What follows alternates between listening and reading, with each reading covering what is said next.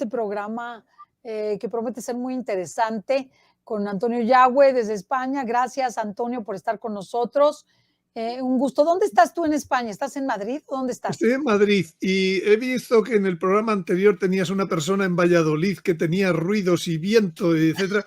También en mi despacho, la ventana, también el viento está golpeando, así que a lo mejor yo también tengo ruidos en este programa. O sea que, para que vean que es cierto. Sí, sí, claro que es cierto. La verdad es que el problema es que estábamos hablando de las profecías y de todo, y sonaba el viento y golpeaba. Y Sí, todos, sí. no, qué miedo, decían todos, ¿no? Pero bueno, ya estamos aquí y es muy importante el tema de hoy, profecías del reino con Antonio Yagüe, que son algo bellísimo. Así que iniciamos. Antonio, gracias por estar con nosotros. Venga, vamos para Es adelante súper porque hay importante. mucha Vamos para materia. adelante, hay mucho material. Como dices tú, ¿ya comiste? No. Ay, Ay, bueno, pues tú como quieras. Bueno, empezamos como siempre con una oración. por favor.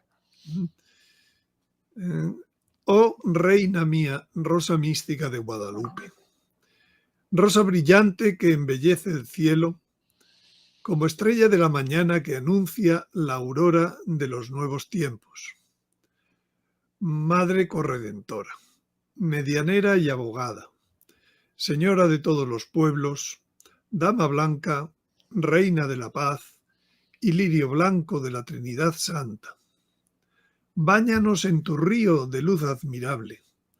Haznos espejo de tu corazón inmaculado y concédenos ser primicias del reino eucarístico de tu Hijo. Amén. Amén. Bueno, pues como son profecías del reino, primero vamos a hablar un poquito de profecía, después vamos a hablar de las cuatro profecías principales sobre el reino y luego pues unos análisis finales de todas estas profecías. La profecía pues tiene una falta de prestigio social. Y encima hay personas que ponen en duda cualquier profecía y tal. Y menos mal que normalmente yo uso las profecías de la Sagrada Escritura y de las apariciones y santos principales, ¿no? Pero a pesar de todo hay personas, como te ha ocurrido a ti en muchas ocasiones, que te ponen en duda estas cosas, ¿no? Porque la profecía tiene falta de prestigio social ahora mismo. Se prefieren los estudios de analistas políticos, de analistas económicos, a ver qué dicen en las tertulias radiofónicas, en las tertulias de televisión y tal. A ver usted que es especialista, y de especialista no tiene nada, ¿no? Entonces la profecía, sin embargo, pues no se considera que no es algo científico y por tanto eso en el mundo actual es lo mismo que decir algo irracional. ¿Por qué? Porque lo espiritual pues no es demostrable. Y con frecuencia se ve como parte de rarezas, como parte del exoterismo, el ocultismo, todo lo que sea, pero todo lo que sea menos creer en las cosas de Dios. Y de hecho, pues en momentos en donde ha habido pues más intensidad de cosas de profecía, luego ha venido el desengaño, sobre todo porque son profecías que no son reales, todo esto del 2012 y todo aquello, ¿os acordáis? Pues claro, están repitiendo lo que dice San Pedro. ¿Dónde está? ¿Dónde está la promesa de su advenimiento? Y entonces, pues nada, se ríen de estas cosas, ¿no? Bueno, entonces, pero no solo hay problemas de falta de prestigio social, es que también hay falta de prestigio eclesial. Las autoridades eclesiales no tratan del tema. Olvidan que la Iglesia se fundamenta en los apóstoles, sí, pero también en los profetas. Las dos cosas lo dice San Pablo. Si Dios quiere algo, lo que piensan es que debería tratarlo primero con ellos, con la autoridad eclesial, ¿no? Y de hecho, pues da mala imagen, ¿no? Que un obispo, que un cardenal hable de profecías, ¿no? Por ejemplo, imagínate, es inimaginable escuchar, por ejemplo, yo que sé, a un cardenal hablar del tercer secreto de Fátima, ¿no? Bueno, pues para conseguir algo de eso, pues no creen en realidad. No creen que pueda haber profecías para nuestro tiempo, ¿eh? No. Y lo mismo que digo en las autoridades eclesiales, digo que en los estudios eclesiásticos. ¿Eh? En los temas de profecías no se tratan las profecías ya cumplidas y antiguas, pero las profecías de futuro simplemente se interpretan como simbólicas. Se alteran fechas de composición de libros sagrados. El libro de Daniel, que está compuesto en el siglo VI antes de Cristo y que Jesucristo lo cita. Pues siempre en los estudios eclesiásticos modernos lo colocan en el siglo I. ¿Por qué? Porque no les encaja que el capítulo 11 tenga tal nivel de detalle entre lo histórico y lo profetizado. Y entonces, pues tienen que decir alguna cosa. Pues no, hombre, esto fue escrito después de lo que sucedió, no antes, ¿no? Y lo mismo que digo de eso, digo con Isaías, el Deutero Isaías, el Trito Isaías, todos otros son montajes sencillamente para quitarle la fuerza a la profecía. Y se desconocen pues también criterios prácticos de discernimiento. No se dan esas materias en los estudios eclesiásticos, ¿no? Y tampoco en la pastoral, ¿eh? Porque en la pastoral, pues, ¿qué es lo que se lleva? Pues mira, Dios no puede castigarnos, ¿eh? Se llama el eternamente buenista, el sacerdote buenista y el obispo más buenista todavía, ¿no? Y entonces, pues, el tiempo es de chicle, el tiempo se alarga, bueno, pues, sí ya tendrían que haber ocurrido, pero no pasa nada. Tardaremos otros 10 siglos en que llegue el fin de los tiempos, ¿no? Y siempre te sacan la parábola de Jonás y de Nínive, ¿no? O sea, dice, siempre, mira lo que pasó, es que las profecías no son para que se cumplan. No, las escribieron todas para que no se cumplan, claro. Y entonces, pues, por ejemplo, las apariciones es lo último que le gusta a un obispo que ocurre en su diócesis, una aparición. O sea, huyamos de apariciones, huyamos de carismas. Y cuando tengamos uno, tardaremos en estudiarlo 60 y 70 años. Por ejemplo, sencillamente, en Puerto Rico, las apariciones de Santa Montaña tardaron algo así como 70 años en hacer el primer estudio, la diócesis. Primero era diócesis de Puerto Rico, después diócesis de Caguas, y aún hoy siguen admitiendo falsedades inmensas para decir que aquella aparición no fue. Pero lo mismo aquí en Garabandal, lo mismo en Peñablanca, lo mismo en Chile. O sea, esto es mundial. Por favor, Santa Virgen María, no te aparezcas en mi diócesis, ¿no? Por supuesto, nunca se predica de los temas proféticos. Yo es que ya lo ridiculizo porque es tan absurdo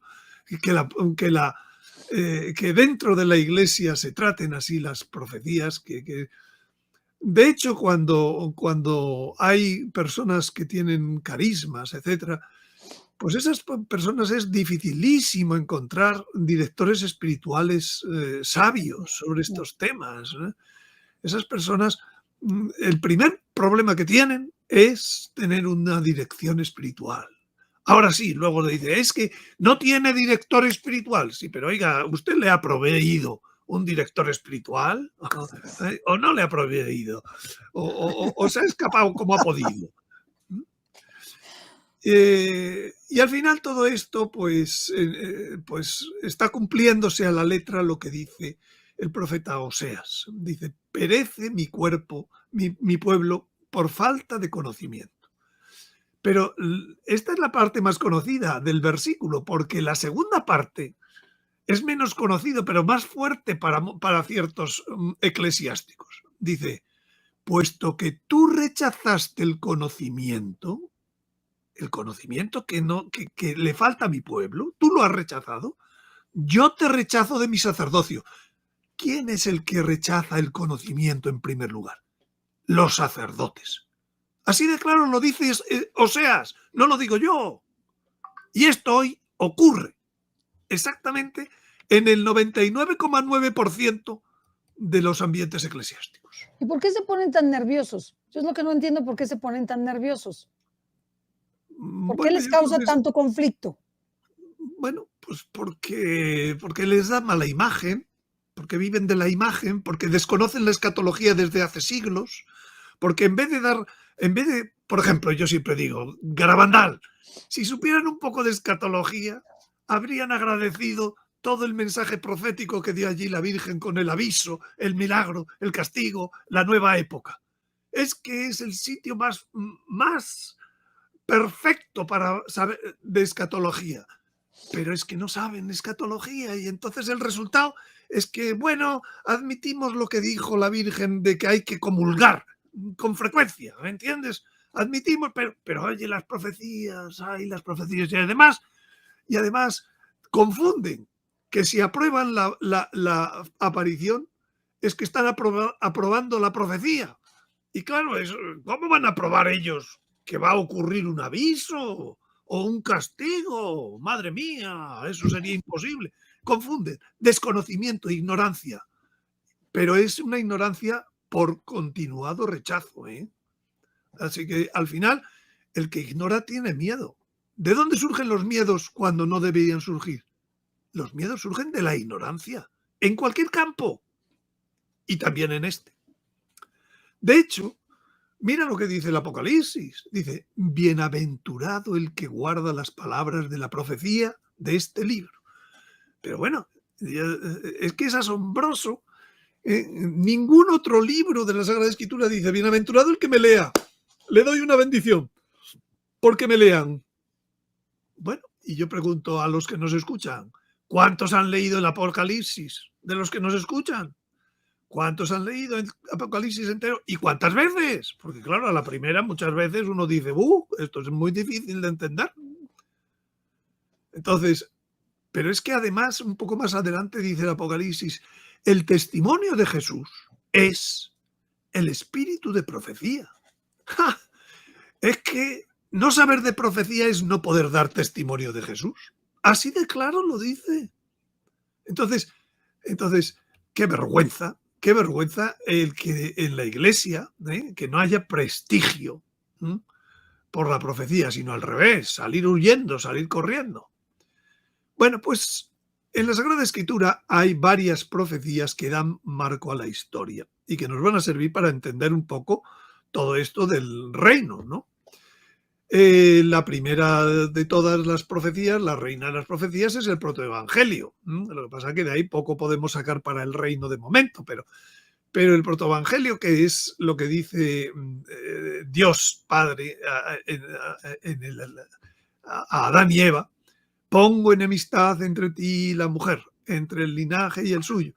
Este la aplastará la cabeza y tú le acecharás en el calcañar. Eso es una profecía que es la historia. Toda la historia estamos en esa pelea. Pero luego hay profecías dirigidas a dar marco a la historia de la sociedad civil.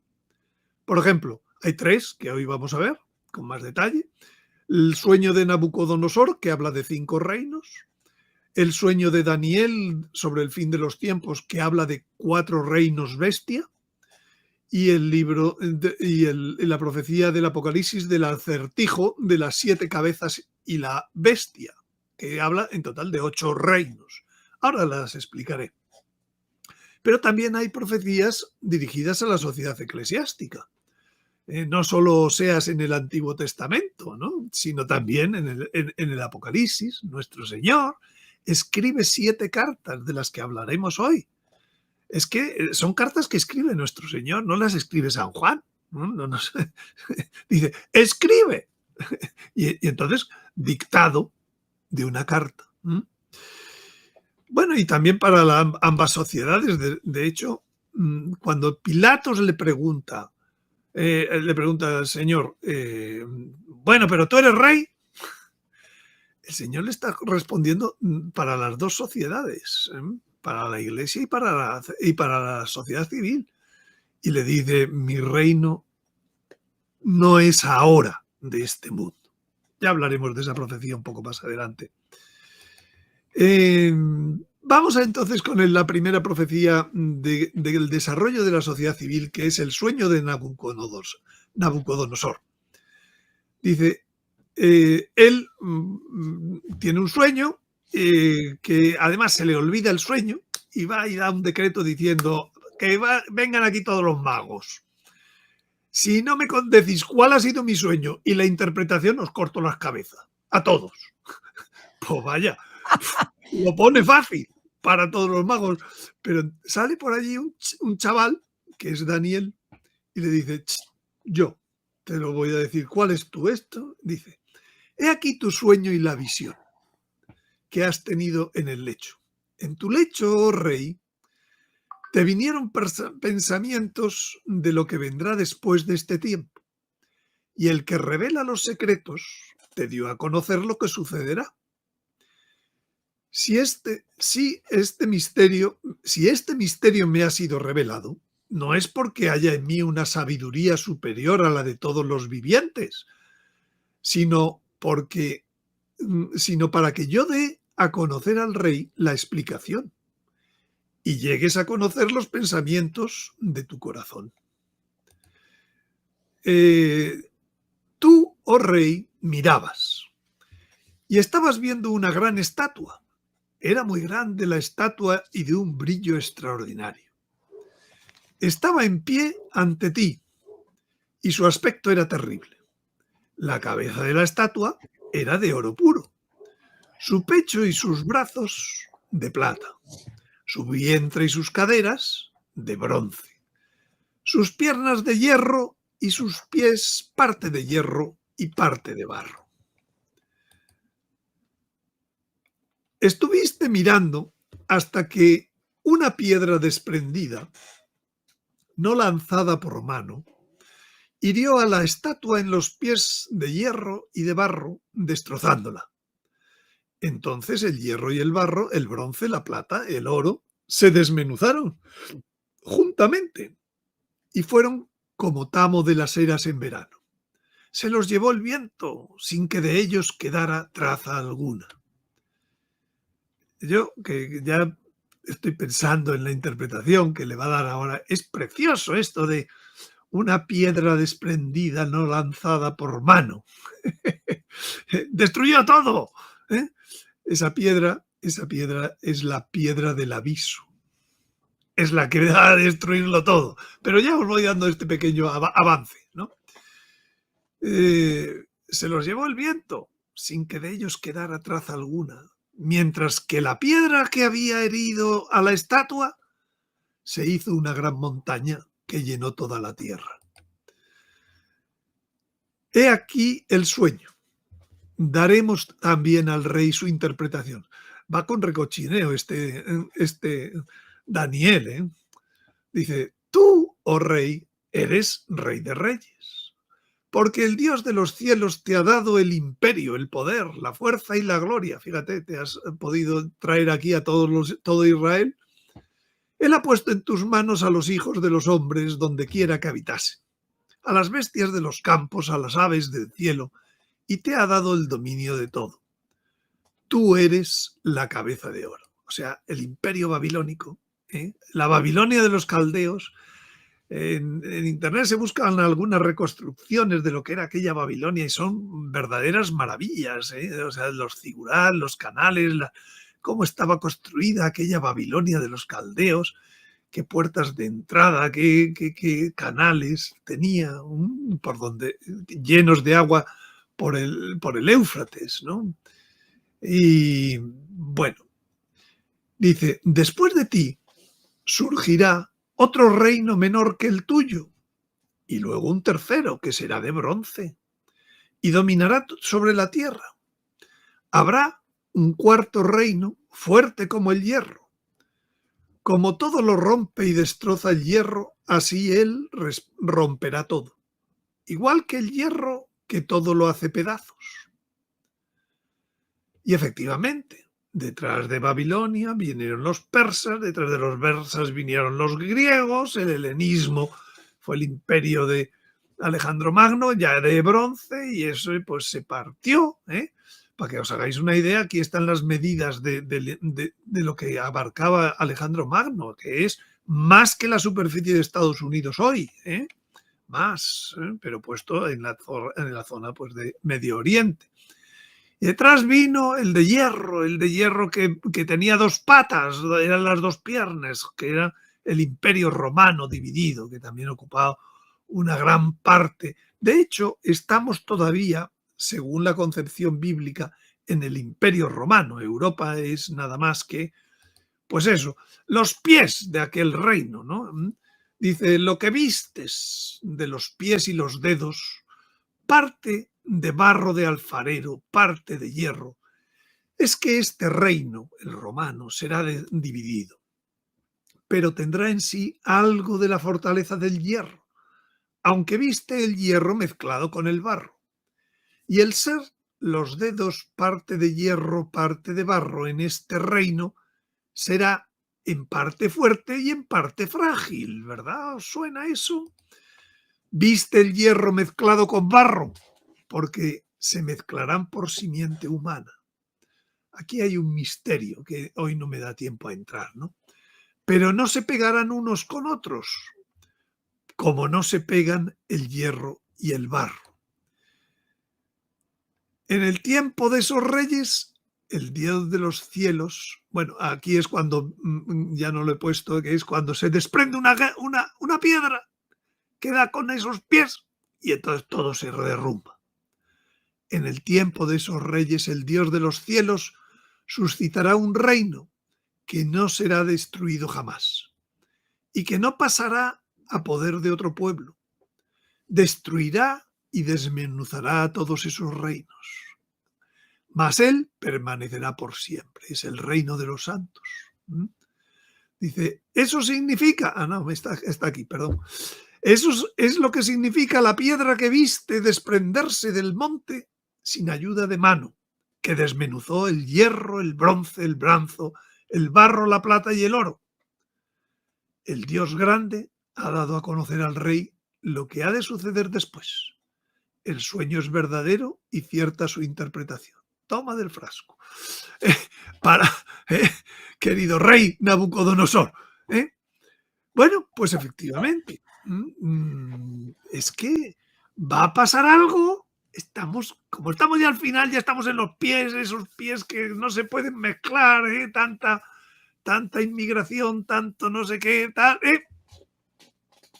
Pues viene el momento ya que esto se va a destruir y se va a quedar, pero vamos, lo único que va a crecer es el reino de Jesucristo. Bueno, otra de las profecías que están llenas en la Sagrada Escritura es sobre la época actual. Yo creo que sobre los últimos tiempos es sobre lo que más se ha escrito en la Sagrada Escritura. Se dice que 1 de cada 3 páginas es una página profética, y yo diría que incluso más, porque hay muchos símbolos en el resto de las historias y de las cosas, pero es que sobre estos tiempos hay cantidades ingentes de profecías. Y entonces voy a decir, en el Antiguo Testamento me voy a quedar solamente pues con el sueño de Daniel sobre los 4 reinos bestia, que termina con un juicio, y otra vez el reino.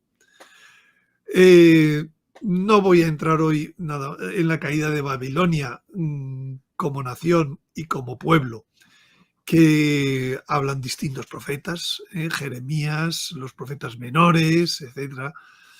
O, por ejemplo, de la nueva época y del reino, Isaías tiene pues 6, 7 capítulos enteros sobre el reino, ¿no? Pero hoy no vamos a hablar de ello, vamos a centrarnos en los 4 reinos bestia. En el Nuevo Testamento, pues digamos, empieza nuestro Señor con el discurso escatológico.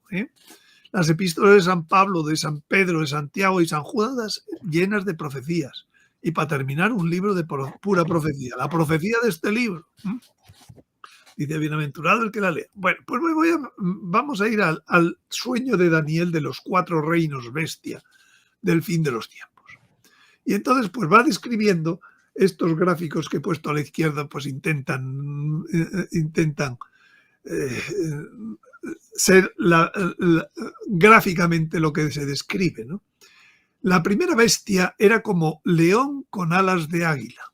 Yo estuve mirando hacia que fueron arrancadas las alas y fue levantado de la tierra, poniéndose sobre los pies a modo de hombre y le fue dado corazón de hombre. No voy a entrar todavía en la interpretación, ahora voy a leer primero las 4. Aquí es la segunda bestia, semejante a un oso, que tenía en su boca entre los dientes 3 costillas. Se estaba a un lado y le dijeron, levántate a comer mucha carne. Seguí mirando después de esto y he aquí otra tercera, semejante a un leopardo, con 4 alas de pájaros sobre su dorso y con 4 cabezas, y le fue dado el dominio. Seguía yo mirando en la visión nocturna y vi la cuarta bestia, terrible, espantosa, sobremanera fuerte, con grandes dientes de hierro, devoraba y trituraba y las sobras las machacaba con los pies. Era muy diferente de todas las bestias anteriores y tenía 10 cuernos. Estando yo contemplando los cuernos, vi que salía de entre ellos otro cuerno pequeño y le fueron arrancadas 3 de los primeros, y este otro tenía los ojos como de hombre y una boca que hablaba con gran arrogancia. Bueno, como tenemos poco tiempo directamente, el primer reino bestia es el Imperio Angloamericano, que más o menos tiene este desarrollo en geográfico. El segundo reino bestia es Rusia y el comunismo en los últimos tiempos, que también tiene un desarrollo bastante amplio, como puede verse, y más últimamente, que se ha ganado por aquí una parte pues ya más anaranjada, pero va bastante desarrollado. El tercer reino bestia es el leopardo, tiene 4 cabezas, que son 4 momentos de poder. La tercera cabeza es el Tercer Reich, que tuvo este desarrollo. Pero entonces estamos en la cuarta cabeza. Y en la cuarta cabeza lo maneja por la eurozona, en donde hay 19 países colgados económicamente de la locomotora de Alemania. Y otros muchos que no están en el euro, pero están rodeándolo, como Polonia, Checoslovaquia, Hungría, Rumanía, Bulgaria, están todos dependiendo del euro, de lo que hace Alemania. Alemania tiene casi el 30% del Producto Interior Bruto de esos 19 países. Es verdaderamente el momento de poder. No se puede hacer nada ahora mismo en Europa sin Alemania no dice adelante o atrás, ¿no? Y llega el cuarto reino, bestia. Entonces quise saber la verdad sobre la cuarta bestia. Daniel siempre ha sido un preguntón, que era distinta sobre todas las demás, extraordinariamente terrible, y sobre los 10 cuernos que había en su cabeza, y el otro que surgía y ante el que caían 3, que profería insolencias y cuyo aspecto era mayor que el de sus compañeros. Aquel cuerno, importante, hizo la guerra a los santos y los venció. Y entonces la cuarta bestia, dice, es un cuarto reino que habrá en la tierra distinto a todos los demás.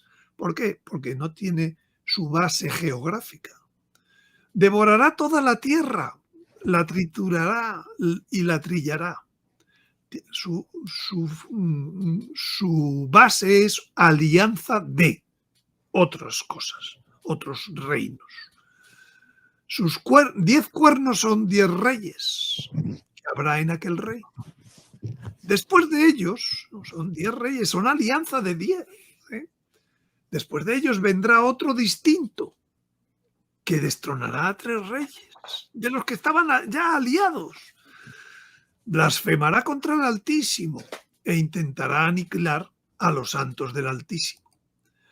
Aquellos serán entregados a su poder por un tiempo, tiempos y medio tiempo. Eso luego va a sonar en otras profecías de Daniel y en el Apocalipsis, los famosos 3 años y medio. Dice,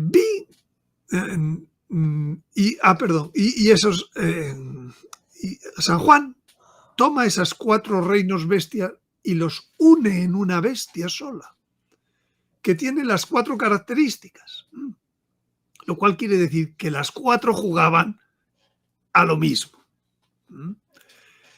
Dice, vi cómo salía del mar una bestia, la bestia del mar, que todos hemos oído, de la cual sale el falso profeta, el anticristo, etcétera, ¿no?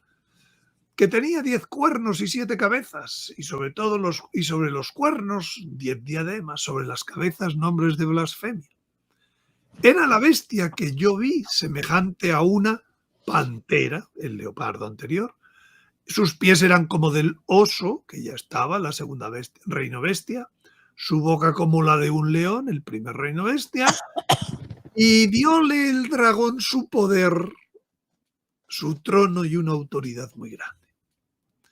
O sea, en el Apocalipsis se repite, pero con el dato de que se han unido en una única bestia. Vi la primera de las cabezas como herida de muerte, pero su llaga mortal fue curada. Toda la tierra seguía admirada a la bestia. Momento en el que estamos, momento crítico, momento que ya está profetizado desde 6 siglos antes de Jesucristo. Yo seguía mirando a la voz de las insolencias que procedería el cuerno. Seguía mirando hasta que se le dio muerte a la bestia. Menos mal que esta no va a ganar. Su cuerpo fue descuartizado y arrojado a las llamas del fuego. Todos los que se alíen con esa bestia va a ser descuartizado y arrojado a las llamas del fuego. ¿Cómo es el castigo de la tierra? Por el fuego. ¿Qué es la última guerra que dice el Apocalipsis que va a haber? Una guerra que mata a 1/3 de los hombres. Aquí está, ya preanunciada, 2600 años antes de que ocurra. Al resto de las bestias, a las otras 3, les quitaron su dominio. Así que lo siento por América, por Rusia, por el comunismo y por la fuerza económica. Les quitaron su dominio, pero se les concedió, como por misericordia, parece decir aquí, cierto espacio de vida, hasta un tiempo y una hora. Te dejamos un poquito vivir, porque no habéis sido tan malos como la superbestia final, la 4ª bestia, la de la alianza. Después, cuando ya le quitan todo esto, dice, recibirán el reino los santos del Altísimo y lo retendrán por siglos, por los siglos de los siglos. Eso que fue creciendo en el sueño anterior de Nabucodonosor. Se sentará el tribunal y le arrebatarán el dominio hasta destruirle a la bestia y arruinarla del todo, dándole el reino, el dominio y la majestad de todos los reinos de debajo del cielo al pueblo de los santos del Altísimo. Así que ánimo, que nos falta ya poco para llegar, cuyo reino será eterno y le servirán y obedecerán todos los señoríos. Y ahí estamos nosotros pidiendo todos los días, venga a nosotros tu reino. Bueno, este es un poco el cronograma de estas últimas. Nada más ahora, una pregunta, Antonio. Los cuatro bestias se unen para dominar la tierra. Sí. ¿Sí? Y de ese sale un nuevo reino. Bueno, a ver. Una nueva bestia. La última bestia es una unión de. Es una unión de todas. Okay. De todo un poco, ¿Para qué se reúnen? Lo dice, para luchar contra el Cordero. Ese es el motivo de la unión, no es para ser ellos más Más ricos, económicamente más viables, yo qué sé, ¿entiendes? Todo esto de la multinacional que crece para ser económicamente más poderosa. Estos son para ser más poderosos y ir contra el Cordero. Eso está fuertísimo. Está muy claro. Fuertísimo. Lo dice el Apocalipsis. Bueno, entonces, aquí está más o menos el tiempo, pero el tiempo pues del león alado, del oso, del leopardo, de la bestia, que es un poco más el último que domina de todo, y todo esto coincide pues con la gran tribulación, con los últimos tiempos y con El día de Yahvé. pues, el salto al final a una nueva época, un reino.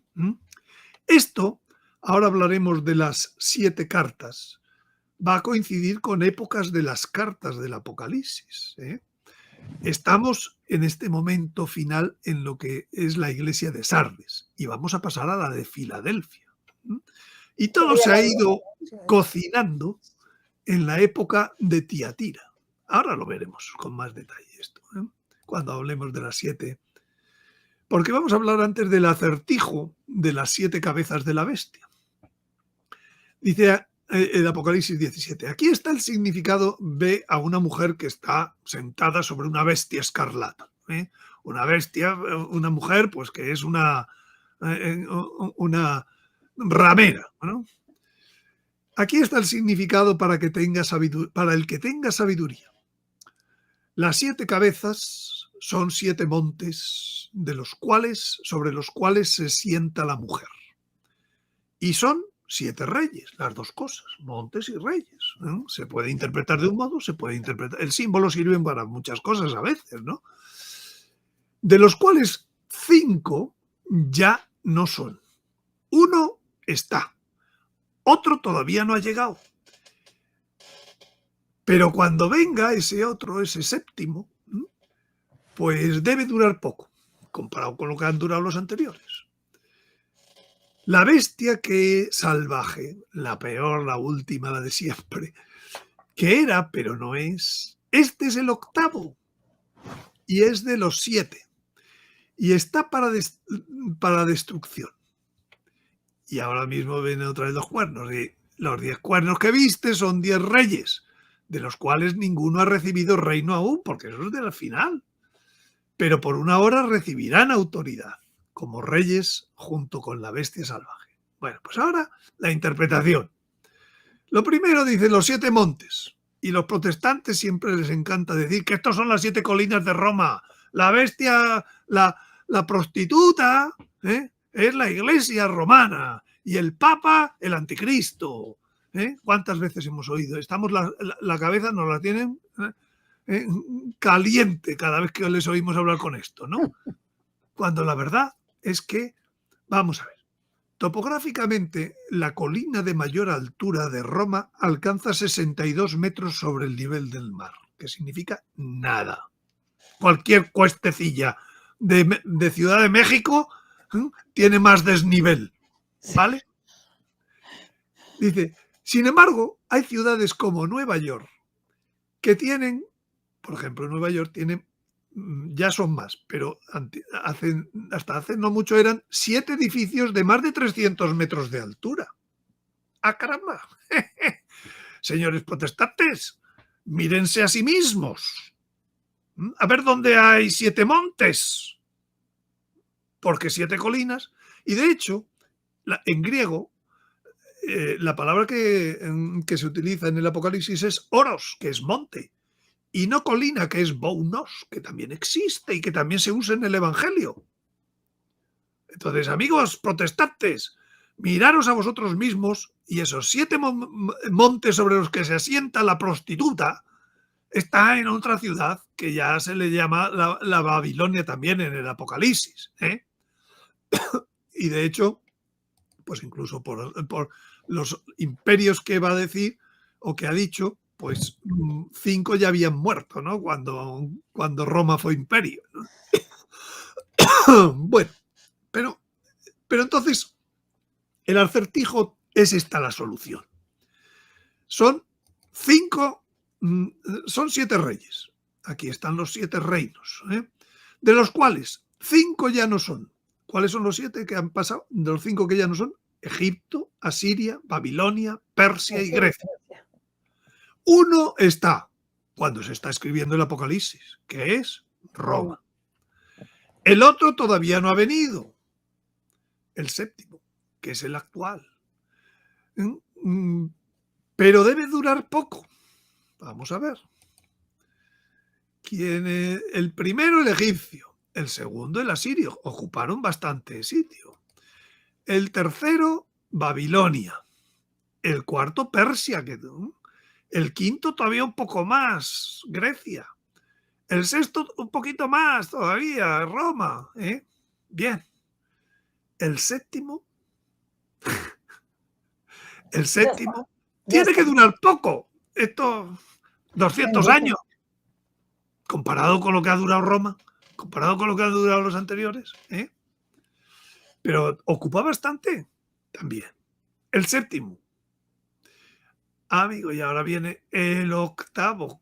El octavo dice, este es el octavo rey, la bestia salvaje que era, pero no es ese. Este es el octavo rey. Y para saber quién es, dice, es de los 7. Que significa que es una amalgama de los otros 7. De Egipto, de Asiria, de Babilonia, de Persia, de Grecia y de Roma. Y de Estados Unidos. De hecho, han sido nombrados como bestias, reinos bestias, algunos de estos 7. Por tanto, el octavo es de los 7. ¿Está claro? Con este mapa. Ahora bien, con esto no quiero decir que sea exactamente las Naciones Unidas. Puede ser a lo mejor Europa. Hay muchas alianzas hoy en día. La última, por la Alianza del Pacífico, ¿entiendes? O sea que aquí, ¿por dónde se va a mover la alianza final? Que encarne. Pues tiene más papeletas las Naciones Unidas, pero ojo, es el modelo. Aquí se alían para pelear. Puede ser la OMS, la Organización Mundial de la Salud, cómo se está comportando en un momento determinado, ¿no? Te encierra a todos en tu casa y no te puedes mover. Hay que pedir luces al Espíritu Santo. Y los 10 reyes, 10 es un número que significa completo, como los 10 mandamientos. Los 10 mandamientos significa ciclo completo. Hemos terminado. Con esto puede usted seguir andando. Los 10 cuernos que han visto son 10 reyes que no han recibido aún el reino, pero recibirán con la bestia la potestad. Están todos de acuerdo en entregar a la bestia el poder. Dejar parte del poder o el poder que tienen. Y la potestad de ellos que ellos tienen. Estos harán la guerra al Cordero. Pero el Cordero, como es Señor de señores y Rey de reyes, los vencerá en unión con los suyos, los llamados y elegidos y fieles. Esto de elegidos suena a primicias, porque estos elegidos les señalaron con el... Pero bueno, no son los únicos, los llamados, los elegidos, los fieles, ¿vale? Es con el ejército que hace el Señor. Y de hecho, pues entonces, claro, cuando le pregunta Pilato a nuestro Señor, pero vamos a ver, ¿tú eres rey? Dice, pero todavía no es el momento. Venga a nosotros tu reino, venga, por favor, que todavía no ha llegado. Dice, mi reino no es de este mundo, sino que, dice, no es ahora de este mundo. En la Vulgata, la partícula nunc, autem, nunc significa ahora. Y cuando yo voy a buscar traducciones en distintas Biblias de distintos países, a veces me encuentro que se han comido la partícula ahora. Dice, pero mi reino no es de aquí. Y se queda tan a gusto Navarra. La librería de Jerusalén, pero mi reino no es de aquí. La Nácar Colunga, mi reino no es de aquí. Hay que ir a Biblias del siglo XIX, como la SIO, como la Sintoginta, que es una traducción para ver que está ahí la partícula. Bien, para la Stendhal también, que es una traducción de los 70. Sin embargo, en inglés está en todas. En francés está en todas. La partícula, el ahora, el now. Bueno, lo cual quiere decir muchas cosas. Del traductor. Traductor, traidor, dice el refrán teológico. Dice, sucederá en los últimos días que el monte del templo del Señor se afirmará en la cumbre de los montes, se alzará sobre los collados y afluirán a él todas las naciones. Todo esto es Isaías. Irán muchos pueblos y dirán, venid, subamos al monte del Señor, al templo de Dios de Jacob. Él nos instruirá en sus caminos y marcharemos por sus senderos, porque de Sión saldrá la ley, de Jerusalén las palabras del Señor. Él juzgará entre las naciones y dictará sentencia a muchos pueblos. De sus espadas forjarán azadas, de sus lanzas podaderas. No alzará espada nación contra nación, ni se adiestrarán más para la guerra. Los pobres comerán hasta saciarse. Se convertirán al Señor los enteros confines de la tierra. Está lleno de profecías todo, hasta los salmos, ¿no? Se acordarán y se convertirán al Señor los enteros confines. Se postrarán en su presencia todas las familias de las naciones, porque del Señor es el reino. Él domina las naciones. Así que un poco de optimismo, por favor. Esto del anticristo va a pasar como un soplo. Y además, con la ayuda del hijo varón, pues estaremos en un sitio que no pasará las cosas tan mal, ¿no? Un nuevo reino, dice Ezequiel. Estarán seguros en su tierra. Reconocerán que yo soy el Señor cuando rompa las coyundas de su yugo y los libre del poder de quienes los esclavizan. No volverán a ser presa de las naciones, ni los devorarán las bestias salvajes. Habitarán seguros, sin temores. Para ellos crecerán plantaciones renombradas, nunca más serán consumidos por el hambre en esta tierra, ni tendrán que soportar la burla de otros pueblos. Y reconocerán que yo, el Señor, soy su Dios, y que ellos, la casa de Israel, son mi pueblo. Oráculo del Señor Dios. Vosotros sois mi rebaño y las ovejas que yo apaciento, y yo soy vuestro Dios. Oráculo del Señor Dios. Ezequiel. En fin, podríamos ir hasta lo que quisiéramos, pero vamos a hablar de las cartas, de las 7 cartas del Apocalipsis, para terminar de ver estas profecías en el ámbito eclesial, ¿no? Las cartas, todos sabemos, un género literario epistolar que es el estilo más personal, el más asequible, que admite mayor variedad de contenidos, permite un lenguaje directo e interpelante. Todos hemos escrito cartas.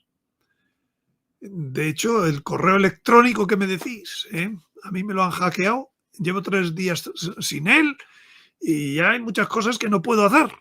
Todo el mundo necesita ya escribir cartas, correo, email se llaman hoy. Esto podríamos llamar las 7 emails del Apocalipsis, para dar una traducción al día, ¿no? Pero especialmente son importantes cuando nos separamos de nuestros seres queridos, ¿no? En las Sagradas Escrituras las cartas son un elemento frecuente. La primera de San Pablo, la segunda de no sé qué, todos son cartas. Los autores en la Sagrada Escritura son reyes, son gobernadores, son profetas, sacerdotes, apóstoles y hasta San Pedro, el primer papa. De hecho, los papas siguen escribiendo cartas encíclicas se llaman, ¿no? Varios libros del Nuevo Testamento son cartas, escritas por San Pablo, San Pedro. Y de hecho, en el Nuevo Testamento, en el Apocalipsis, están las únicas cartas dictadas por Jesús, allí en el Apocalipsis. Entonces, esas cartas que nuestro Señor ha escrito tienen 3 modos de interpretarse. El primero, como 7 etapas de la historia de la Iglesia. Y entonces podríamos verlas históricamente 1, 2, 3, 4, y ya está. La última sería la del fin del mundo. La de la Odisea correspondería al fin del mundo. La de Éfeso, pues a la época de los apóstoles. Otro modo de entenderlas es decir, bueno, pues hoy en día, en cualquier momento de la historia, la Iglesia tiene esos 7 modos de presentarse los cristianos dentro de ella, ¿no? Son distintas actitudes espirituales que siempre están presentes en la Iglesia. Y otro modo de interpretarlas, y os lo aconsejo que las leáis desde cualquiera de estos puntos de vista, ahora vamos a hacer una rápida lectura, pero es también desde nuestro punto de vista personal, porque cada carta nos muestra una etapa de nuestra vida y de nuestras actitudes. Así que si queréis haceros un examen, leer las cartas como para vosotros, como cosas de vuestra vida. Un juicio de vuestra vida y de la lucha personal por acercarnos a Dios, por alcanzar la santidad. Bueno, pero nos interesa hoy especialmente el simbolismo histórico. Entonces, la brevedad de las cartas realmente lo que hace es un compendio de la historia de milenios en 7 emails breves, ¿no? Y lógicamente quien lo escribe es el Señor, que es el que hace el juicio verdadero, más verdadero. Y por tanto, se centra en lo principal de una etapa de la historia de la Iglesia. Por tanto, así como los historiadores nunca se ponen de acuerdo en las perspectivas históricas de cuando analizan, nuestro Señor ha dicho su juicio de las distintas. Por tanto, aprendamos del juicio que ha hecho de las distintas etapas de la historia de la Iglesia. La visión de Dios es la que da la mejor respuesta a la pregunta y muestra la historia con los ojos de la verdad. Es la más profunda, es la que tiene más interés que bibliotecas enteras escritas por los hombres. Entonces, diríamos, las etapas históricas serían la Iglesia de Éfeso, la carta de Éfeso es la época de los apóstoles, la carta de Esmirna en la época de los mártires, la carta de Pérgamo es la del nuevo profeta del desierto, la época de Mahoma. Mahoma es la continuación del arrianismo. Todo va directo, ¿no? La de Tiatira es la siguiente, que dura más larga que las demás, es el endiosamiento de la razón, todo el renacimiento hasta que se corona en la Revolución Francesa la diosa razón. La de Sardes, la de hoy. Ahora vamos a leer cosas, ¿no? Pero cuando queráis ver hacer un juicio de la iglesia de hoy, el que ha hecho Dios es el de la iglesia de Sardes. La de Filadelfia es la iglesia del reino, la que viene. Y la de la Odisea, la del fin del mundo, la del terminar el mundo. Bueno, pues con una rápida visualización. Mira, sí, aquí está. La de Éfeso, en los últimos 2000 años, en los últimos 3000 años de la historia. Éfeso, la primera. Esmirna, la de los mártires. Pérgamo, toda esa del desierto, toda esa etapa de grandes herejías. Tiatira, pues toda la razón. Sardes, el tiempo de hoy. Ahora viene Filadelfia, que es la del reino, y luego el final del mundo, la Odisea, ¿no? Y vamos con la de Éfeso. Dice: conozco tus obras, tus trabajos, tu paciencia y que no puedes tolerar a los malos. Y dices que has probado, y que has probado a los que se dicen apóstoles, pero no lo son, y los hallaste mentirosos. Éfeso eran unos descubridores de herejes. Tienes paciencia, sufriste por mi nombre sin desfallecer. Pero en esa etapa tiene contra ti que dejaste tu primera caridad. Terminaste siendo no descubridor de herejes, sino martillo de herejes, que es muy distinto. Es muy distinto. Considera, pues, de dónde has caído y arrepiéntete y practica las obras primeras. Al vencedor le daré a comer del árbol de la vida. Ya podemos ir pensando en la iglesia actual. En la iglesia actual vemos gentes que tengan también esta actitud de descubrir herejes y martillarlos.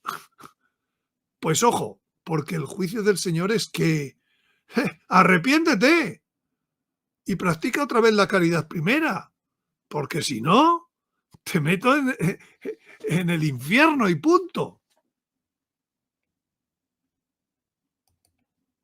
¿Os suena?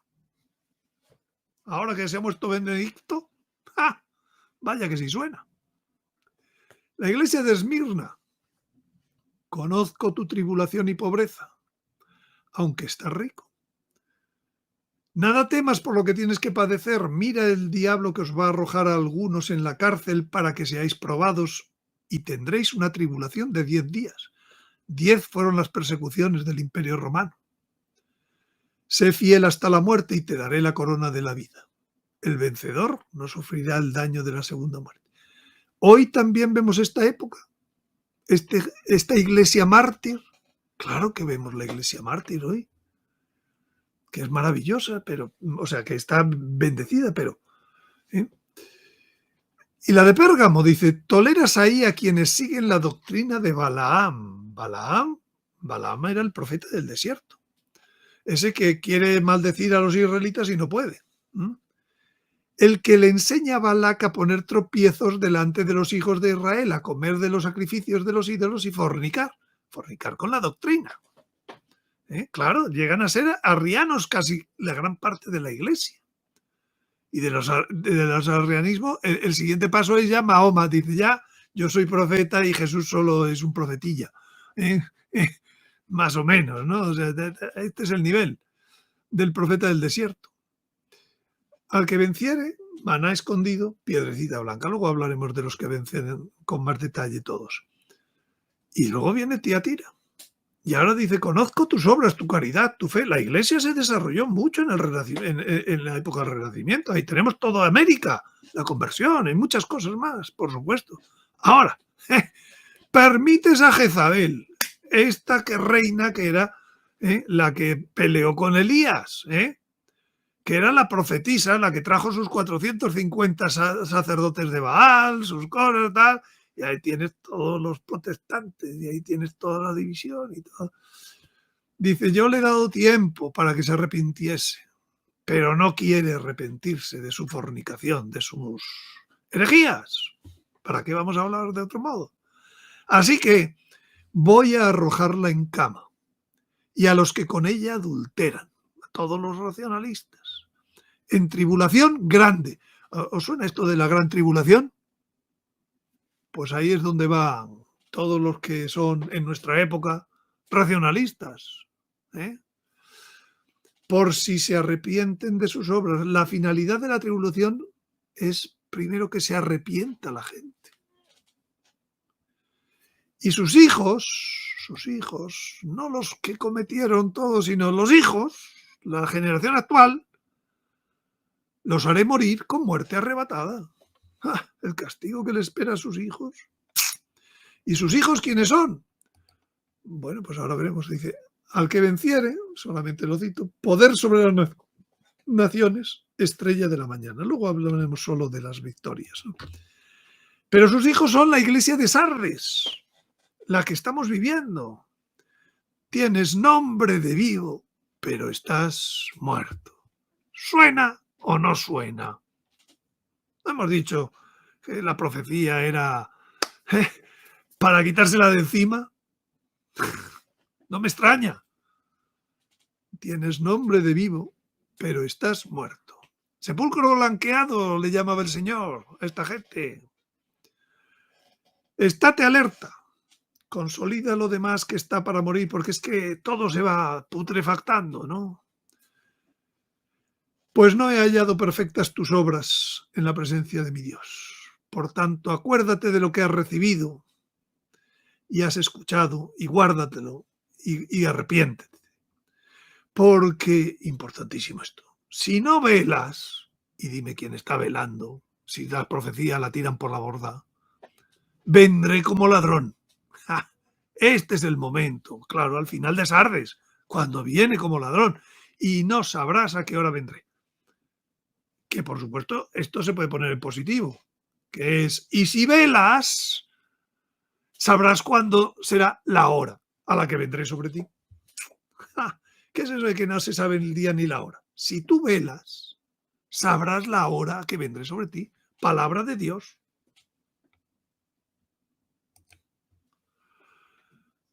Tienes en Sardes algunas personas que no han manchado sus vestidos. Caminarán conmigo vestidos de blanco. ¿Qué decíamos el otro día? Que la vestidura blanca era el don de claridad, la transformación. ¿Cuándo se va a dar la transformación? En Sardes, en la época de Sardes, ahora. Estamos a punto.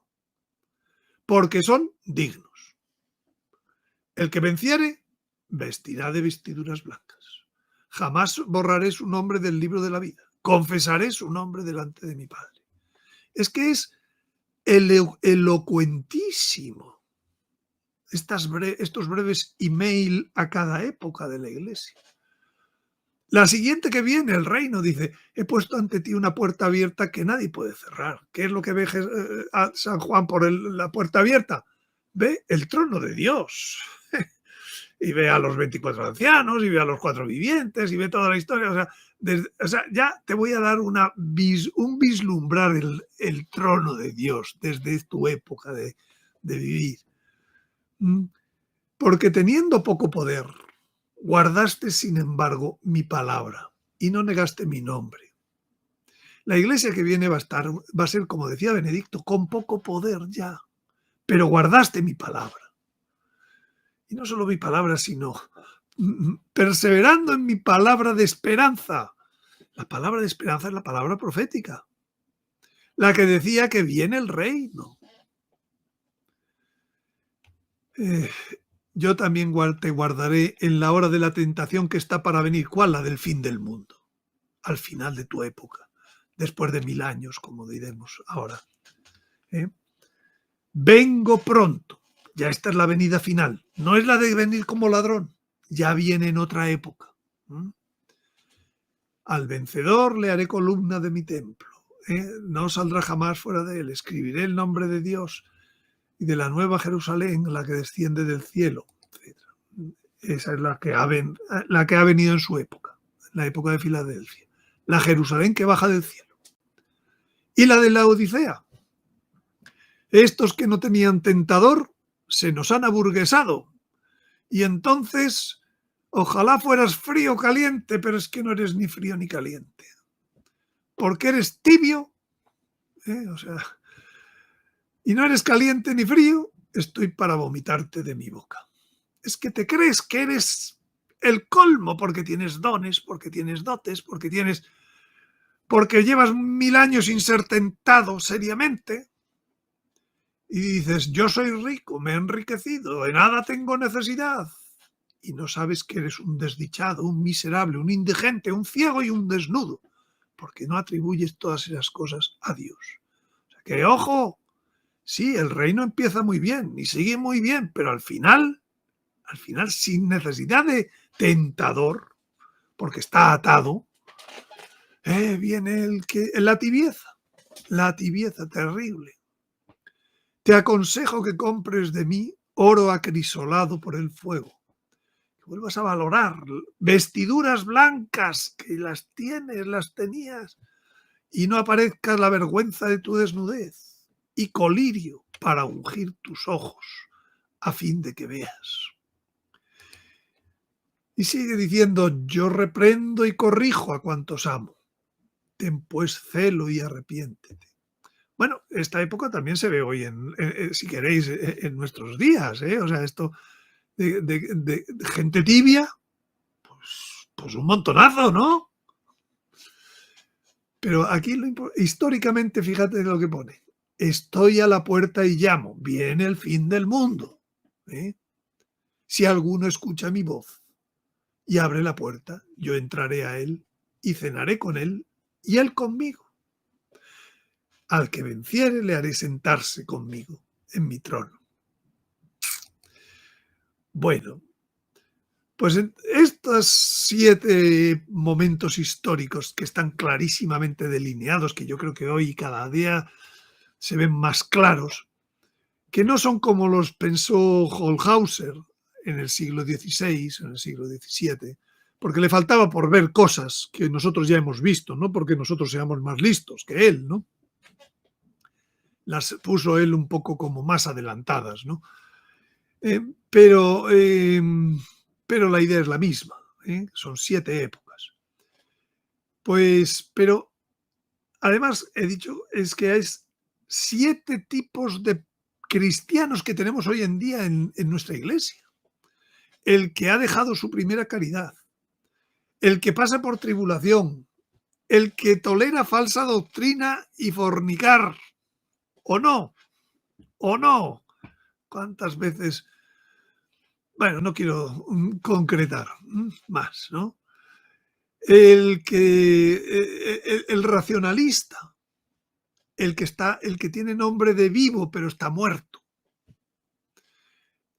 el que guarda la palabra y sobre todo mi palabra de esperanza, lo que nos espera, y el de la tibieza, que se cree rico espiritualmente. A que esos 7 están hoy en día también. Pero no solo eso, también nosotros personalmente, cada uno en su vida tiene momentos en donde hemos dejado la primera caridad. Esa fuerza que tuvimos cuando nos convertimos, quizás. Hemos pasado también por épocas de tribulación, de pobreza y a lo mejor hasta de cárcel. Hemos tolerado falsas doctrinas y fornicación en ciertos modos. Hemos dado primacía a la razón. Hemos tenido nombres de vivo, pero estábamos muertos. Hemos guardado la palabra, también en otras épocas, la palabra y especialmente la palabra de la esperanza. Y hemos sido tibios, creyéndonos estupendos, buenísimos. ¿Sí o no? Entonces, esas 3 interpretaciones, pero me he centrado en la histórica. Son las que al final nos llevan al reino. ¿Y cuáles son los premios? Fijaros, comer del árbol de la vida, sin sufrir daño de la segunda muerte. ¿Eso no suena a la inmortalidad y el no pecar que hemos dicho que vendrá con la transformación, que será en la nueva época? Hablaremos de ello mucho más en otras charlas. Que tendremos el maná escondido y la piedrecita blanca. Seremos Eucaristía viviente, querer a Dios como cada uno ha sido hecho. Tendremos poder sobre las naciones. La estrella de la mañana, que tantos desprecian. Le daré la estrella de la mañana, el mismo Señor. Otro vestidura blanca, premio. ¿No suenan todos a la nueva época, a las primicias, a los transformados? Estaremos en el libro de la vida. Seremos columnas en el templo de mi Dios. ¿Por qué? Porque seremos Eucaristía viviente. La nueva Jerusalén, la que desciende del cielo de mi Dios. Y tendremos un nombre nuevo. Y nos sentaremos con el Señor en el trono. Esto es los 7. Hay que releer las 7 cartas, porque son 7 profecías que nos enseñan por todos lados, ¿no? Bueno, entonces vamos en un cronograma a integrar todo, las 3 grandes profecías que hemos dicho. Aquí están los 8 reinos: Egipto, Asiria, Babilonia, Persia, Grecia. Estos son los 3000 últimos años, de 500 en 500. Luego está pues el reino de Jesucristo, cuando los 4 reinos pues terminan en el reino de Jesucristo. Y están las 7 iglesias, Éfeso, Esmirna, Pérgamo, Tiatira, Sardes, en el momento del reino actual, antes del reino de Jesucristo. Filadelfia, que cubre la mayor parte del reino de Jesucristo, y la Odisea. O sea, por distintas vías nos han descrito la historia, proféticamente. Claro, es más fácil hacer esto en el año 2022 o 23 que en el año 1700, y mucho antes. Pero al fin y al cabo se muestra que la profecía era de Dios. Bueno, pues ligados a estas profecías hay 5 conceptos, que es el cambio del 4º al 5º reino. Muchas veces se habla del 5º reino, ¿no? Como podíamos hablar, como se podía hablar del 9º, o se podía hablar. Bueno, los 5 conceptos son últimos tiempos, que significa que se aproxima un cambio de época que divide la historia en un antes y un después. Segundo concepto, gran tribulación o día de Yahvé, que son los últimos 7 años de los últimos tiempos, antes de que cambie la época. Habrá entonces una gran tribulación. La gran tribulación son los 3 años, la mitad solo de esos 7 años últimos. Está el concepto fin de los tiempos, que es la culminación de el cambio de época. No es un fin del mundo, es tiempos, no es fin del tiempo, fin de unos tiempos, en el tiempo de los muertos, porque a partir de entonces ya la muerte no tendrá poder, y viene el reino, la nueva época, Día del Señor, que es la instauración histórica de condiciones radicalmente distintas en la naturaleza, en la sociedad, en el orden espiritual, de las que hablaremos en próximas charlas. Es el reino, es el ahora. Mi reino no es ahora, pues el ahora, que va a ser el reino, es ese tiempo de la nueva época. Y luego está el fin del mundo, que es distinto del fin de los tiempos. Es el fin del tiempo y fin de la historia. Y ya pasamos a otra cosa, que es la Jerusalén celestial o el paraíso que visto gráficamente están aquí estos conceptos. La historia venía dándose hasta que llega un momento en que es los últimos tiempos. Los últimos 7 años de los últimos tiempos, la gran tribulación. Perdón, los últimos 3 años y medio, la gran tribulación. Y finalmente el fin de los tiempos. Cuando se da el fin de los tiempos se da el concepto escatológico de la restauración o regeneración de todas las cosas. ¿Qué dice San Pedro? ¿Qué dice nuestro Señor en el Evangelio y en los Hechos de los Apóstoles? Y con él el reino de Jesucristo se abre. ¿Durante cuánto? Durante 1000 años, milenio. Para que llegue al final el fin del mundo. Y con el fin del mundo, la recapitulación. Todos sea Dios todo en todos. Sea Cristo todo en todos. Eso es la recapitulación. El final perfecto de la divina voluntad, si queréis. Bueno, pues escatología no es nada más que una parte de la teología dogmática que estudia esto, lo último. El tratado de Dios consumador, tan importante como el tratado de Dios creador, como el tratado de Dios redentor o el tratado de Dios santificador. Tiene como partes la escatología personal, más conocida o en parte más conocida, y la escatología social. Principalmente es más conocido lo personal. Y los objetivos de la escatología social es la restauración y la recapitulación, que son 2 objetivos distintos, 2 conceptos distintos. Normalmente se piensa que es el mismo, como tantas veces, tantas cosas, y que hace que haya dos etapas escatológicas diferentes. Entonces, en la escatología social abarca las realidades profetizadas acerca de estas tres etapas de la historia de la santificación. Primero, la regeneración o palingenesia. Reconstruye el daño que hizo el pecado original, por eso se llama también restauración, y purifica el pecado personal. Sucede en la consumación de los siglos, como dice la parábola de la cizaña, y se configura con 6 hechos, que son la gran tribulación, la transformación, el juicio de las naciones, la nueva tierra, la nueva Jerusalén y el comienzo del reinado eucarístico. Eso es la regeneración.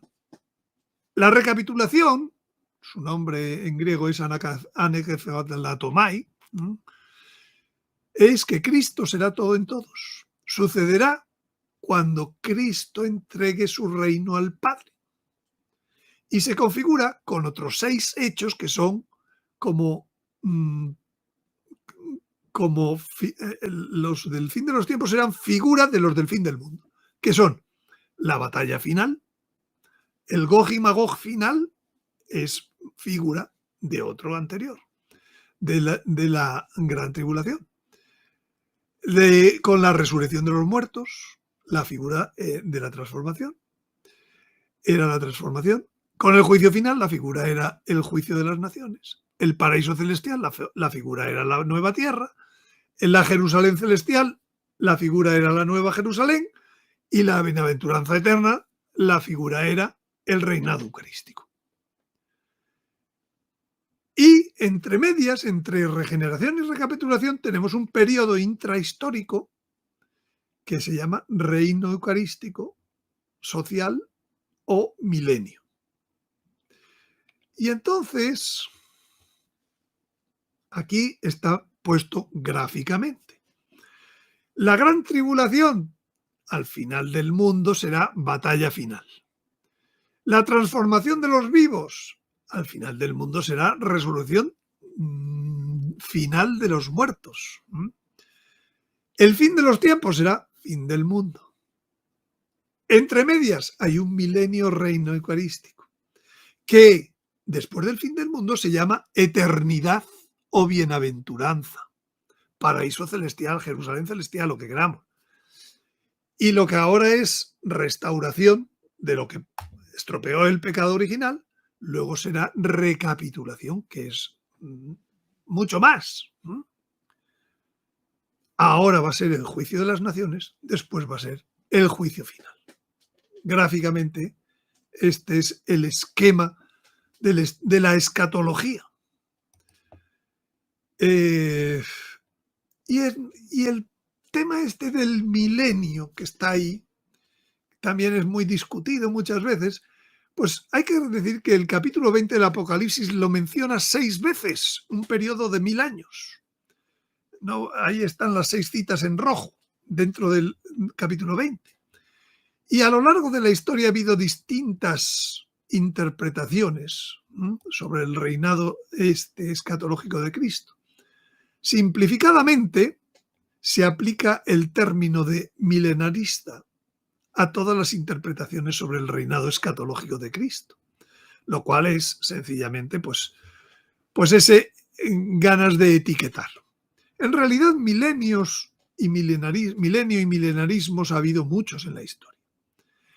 Por ejemplo, voy a citar algunos. El quiliasmo carnal, según el cual tras la resurrección, antes de subir al cielo, habrá 1000 años de descanso, en que se dará el 100 por 1 del Evangelio. En ese tiempo, todos tendrán licencias para las cosas de los sentidos. Hombre, esto está fabuloso. Todo será holganza y regocijo continuo entre los santos. Todo convites, fiestas, músicas, festines, teatros, etc. Y cada uno será dueño de un serrallo entero como un sultán. Toma del frasco, Cerinto. Claro, este era un poco burdo, ¿no? Pero existió ese milenarismo, ¿no? Otro milenarismo es el judaizante de estos señores, Nepos y Apolinar, que decía que el Mesías conquistará por las armas a todos los pueblos y naciones, a lo duro, obligando a observar la ley de Moisés y la circuncisión para salvarse. Hay para todos. Hay otro milenarismo que es el mitigado, que Cristo Señor antes del juicio final ha de venir visiblemente para reinar en la tierra. Es el único del que trata el catecismo. El catecismo habla de milenarismo y la gente dice, el milenarismo, lo que dice el catecismo. Digo, no, hay como 8 o 10 tipos de milenarismo, de los cuales sobre uno habla el catecismo. Tranquilo.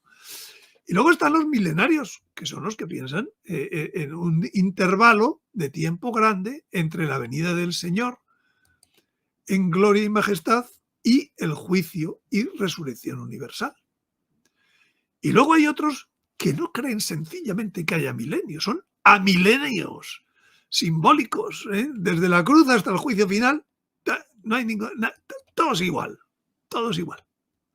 Bueno, pues el magisterio de la Iglesia ha zumbado a algunos de ellos y no a otros. El alquiliasmo, por eso, San Agustín, San Jerónimo, Epifanio, etcétera, tal. Al judaizante lo mismo, Dionisio Alejandrino, San Epifanio, tal, los padres ya mismos. Al mitigado, el decreto del Santo Oficio de la Congregación de la Doctrina de la Fe, del 21 de julio del 44, dijo que no puede enseñarse con seguridad. Y ese es lo que está trasladado al catecismo. ¿Vale? Es lo único. Pero luego, el milenario, pues la gran mayoría de los padres apostólicos hasta San Agustín lo defienden 3 siglos y pico. No hay ninguna condena magisterial, porque no puede haberla. Podría encajar con el reinado eucarístico, el reino de la divina voluntad, la civilización del amor de Juan Pablo II. Y luego los más curiosos son los amilenaristas, que es los que dicen que no hay milenio. Y dice, y a estos nadie les condena, porque como no hay mención, pues no hay condena. Pero esos sí que son herejes puros, los que dicen que no hay milenio, porque van contra todas las profecías, contra todas las cosas. Así que lo que pasa es que son herejes soterrados, que pasan inadvertidos al magisterio eclesial, que no se preocupa de la profecía, curiosamente, en el cual caerían hoy en día multitud de obispos, cardenales, sacerdotes, en este último, son amilenaristas. Bueno, aquí tenemos santos padres defensores del milenio, San Papías, discípulo de San Juan Apóstol, San Justino, San Irineo, San Victorino, Lactancio, en fin, padres muy conocidos todos. Y milenaristas son todas las apariciones marianas del siglo XX y incluso del siglo XIX, la Salet. Dice, entonces será la paz, la reconciliación de Dios con los hombres. Jesucristo será servido, adorado y glorificado. La caridad florecerá por todas partes, etc. Y los hombres harán grandes progresos en la fe.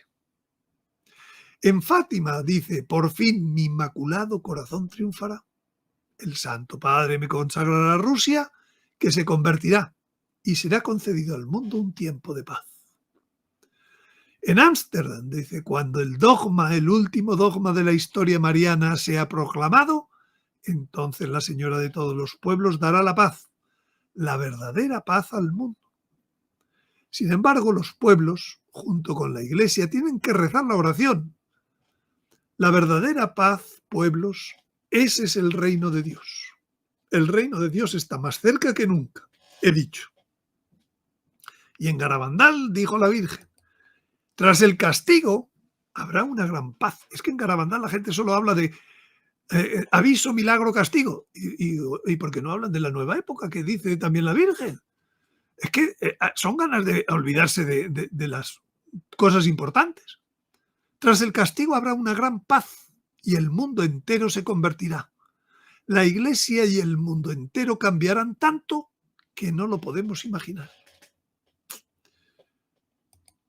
Bueno. Y por eso se habla de que hay 3 tiempos del plan de salvación. Sin milenio no hay la última etapa. La primera etapa fue la creación, la segunda la redención, la tercera la santificación. 4.000, 2.000 y 1.000 para completar los 7.000, como los días de la creación. Un día 1.000 años un día. Bueno, pues si quitamos el reino, quitamos la santificación. Sí, es que hasta ahora no nos hemos santificado. Sí, pero es que no tiene nada que ver con cómo será la santificación. El otro día vimos un poquito de eso cuando hablamos del cuerpo transformado. Y, por tanto, yo diría que todos estos que yo soy geólogo, y entonces pues me gusta compararlo con las teorías geológicas, que me sirven de analogía para terminar ya. Una es el actualismo, que dice que los procesos geológicos han ocurrido a lo largo de la historia, son semejantes a los que tienen lugar en la actualidad. Por tanto, si vemos una roca, unas montañas y tal, todo eso se ha formado despacito, con fuerzas que millones de años nos inventan para que la cosa funcione. Por el contrario, hay otros geólogos que piensan que hay se llama la teoría del catastrofismo, que es decir, que la historia, aunque generalmente cambia lentamente, ha sufrido catástrofes o eventos violentos de corta duración, que eliminaron gran cantidad de organismos vivos y reconfiguraron la geografía, separaron los continentes, etc., como por ejemplo el diluvio. Bueno, pues el actualismo serían los que piensan que la creación, el diluvio, la encarnación, y algún día llegará el fin del mundo. Y no pasa nada del principio al fin. Los catastrofistas son los que piensan que ya hubo una catástrofe en el diluvio, y va a haber aquí otra, que se llama fin de los tiempos. Esa es la que va a dar paso al reino y a la nueva tierra. ¿Qué pasa si nos quedamos en actualistas en vez de en catastrofistas? Pues pasan muchas cosas, pero voy a decir algunas muy pocos. Podríamos poner a San Agustín entre los actualistas, a los teólogos medievales, a los intérpretes de apariciones marianas como la Salet. Los catastrofistas, al contrario, serían los que hablan del reino, como la Sagrada Escritura, de los padres de la Iglesia anteriores a San Agustín o las apariciones marianas, ¿no? Entonces, ¿qué no explica el actualismo? Pues no explica que haya una gran tribulación, como nunca hubo hasta entonces, ni después habrá. Entonces, ¿qué es esto? Después de los actualistas es el fin del mundo y se acabó. Entonces, ¿por qué se dice ni después habrá? Si no hay un después. Por ejemplo, para los actualistas, esto de mi reino no es ahora de este mundo, pues si no va a haber reino, pues está bien traducido, bien explicado. Se equivocó el de la Vulgata. Lo de reinar con Cristo por 1000 años, pues lo único que pueden explicar que eso de 1000 años es algo simbólico, es que ya estamos en los 1000 años, como dicen muchos, ¿verdad? Lo de la primera resurrección, pues, y el orden de la resurrección, pues no saben de qué va. Y tampoco de que haya solo una... piensan que solo hay una resurrección de los muertos al final. Y punto. Cosa que es contraria a lo que dice la Sagrada Escritura, el Apocalipsis y San Pablo. Se identifican estos señores actualistas transformación y resurrección final, todo lo mismo. Se identifica el juicio de las naciones con el juicio final. Son, yo diría, empastan. En vez de distinguir, todo lo unen, ¿no? Funden todo lo que será la Nueva Jerusalén con la Jerusalén celestial. Funden la nueva tierra con el paraíso celestial. Creen que es lo mismo. Funden el hijo varón, no saben lo que es el hijo varón, no hablan nunca. Incluso tampoco hablan de las primicias. Con Jesucristo, lo funden. Es lo mismo. ¿Quién va a ser el hijo varón? Jesucristo. ¿A quién va a dar a luz la mujer de Apocalipsis? A Jesucristo. Bueno, Y etiquetan como milenarista al que no piensa en actualismo. Inmediatamente, eres un milenarista, como lanzándote una piedra. Digo, pero tú sabes lo que significa ser milenarista, porque no ser milenarista es lo que es ser hereje. ¿Entiendes? Es que son tremendos. Las dificultades doctrinales, morales, disciplinares de la Iglesia, pues no están relacionadas con advertencias proféticas, ¿eh? Siempre ha habido herejías, siempre ha habido cismas, siempre ha habido dos papas en ocasiones, ¿verdad? Son buenistas, los actualistas son los buenistas, ¿eh? Y en realidad a quien anatematizan son a los profetas, ¿eh? El único profeta que sirve es Jonás. Todos los demás profetas se han equivocado, ¿eh? La justicia divina no se ve como una forma de misericordia. Por tanto, hay que tacharlo de la justicia divina, los castigos, las cosas, ¿eh? La Iglesia solo está fundamentada sobre los apóstoles, sobre los obispos, ¿eh? Y no complementada por los profetas. Sistemáticamente se silencian las apariciones, los mensajes, y desde luego enseguida que se cita uno y dice, pero no es obligatorio creer en ellas, ¿eh? En las apariciones, señores, cuidado, no hay que creer en Fátima. Bueno, no es obligatorio, ¿no? El que quiera que crea. Es que son de risa. Es que, perdóname, pero es que llega un momento en donde producen risa esas personas. No se obedece a los pedidos celestiales, al Papa. El de Fátima no sabemos bastante, pero no totalmente. El de Ámsterdam, desde luego, no, nunca. La abominación de la desolación la colocan al final del mundo. El falso profeta y el anticristo son personajes del fin del mundo, dentro de 1000 años. ¿Por qué os preocupáis ahora? No tiene que ver con la abominación de la desolación, esos señores. La marca de la bestia, pues al fin del mundo, ¿eh? Y los templos de piedras vivas, pues el templo siempre será, de piedras físicas siempre será, ¿no? Bueno, tengo que decir para terminar ya, que llevo mucho hablando, que todo esto lo explico a fondo en el libro, en el capítulo 8, que es el mensaje profético de la Virgen de Guadalupe. Porque todo esto también está muy ligado al mensaje de la Virgen de Guadalupe.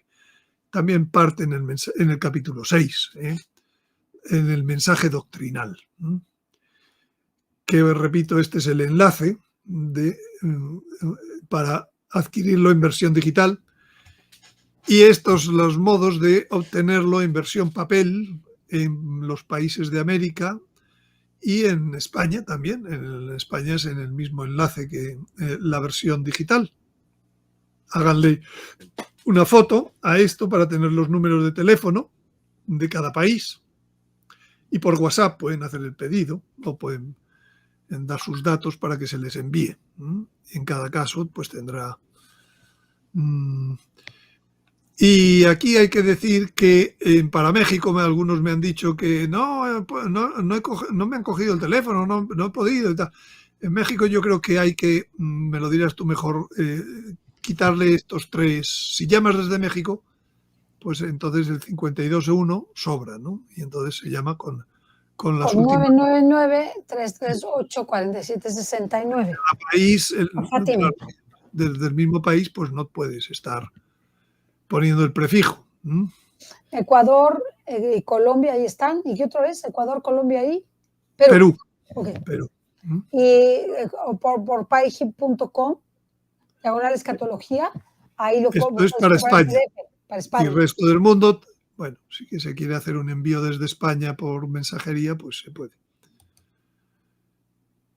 Este es la campaña de crowdfunding para imprimir, aunque ya se ha impreso para varios países, faltan otros países, por ejemplo Argentina. Estoy deseando también que se pueda hacer. Para ello hay que continuar la campaña, que en este momento ya llega a casi 7.000 euros, pero falta todavía bastante para cumplir el nivel para que se pueda dar pues durante un año, 2 años, este libro al público, ¿no?